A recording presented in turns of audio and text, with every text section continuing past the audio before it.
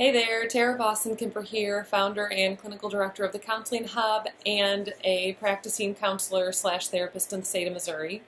So today's video is hopefully going to be, I always say they're going to be quick videos and they end up being like 15 freaking minutes. So really though, I think today's going to be fast. I just want to talk briefly about how it's possible to have immense amounts of compassion for somebody and also to set boundaries and to make sure that you are taking care of yourself. I do this video in particular for all of my, my people pleasers out there, my caretakers out there, my people who consistently give and give and give and usually, oftentimes, it's at the expense of oneself.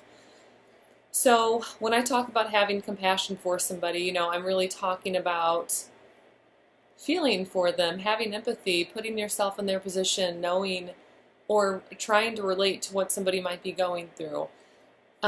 This shows up a lot with close friends, with partners, with relatives, etc. It seems like the more we can understand where a person is coming from, the more leniency we give them. And which is, it is what it is, it happens. I think the point that I ultimately want to make is that we can fully understand where somebody is coming from and hold them to a high standard still.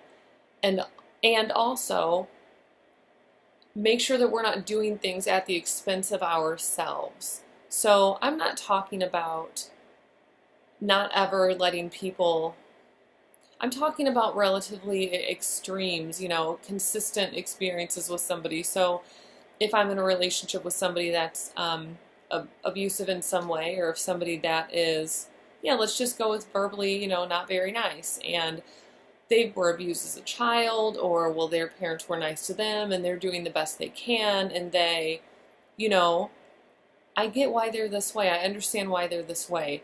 You can get why somebody's that way and not have it in your life. You can love somebody intensely and know that you want to spend the rest of your life with them, and also know that doing so would set you up for failure in some ways, that it could really damage you and really hurt you. And that's just one example. I mean, this can show up in also very mild ways, but I think it's important to highlight that, I don't know about highlight, but just to use that as an example, that that's it, that we can love somebody, we can fully understand where they're coming from, and that doesn't mean that we don't have clear-cut boundaries for ourselves and that we don't take care of ourselves. So, to sum up this video, we can love somebody, we can have compassion, we can have so much empathy that we want to puke. I mean, we can just have a lot of it.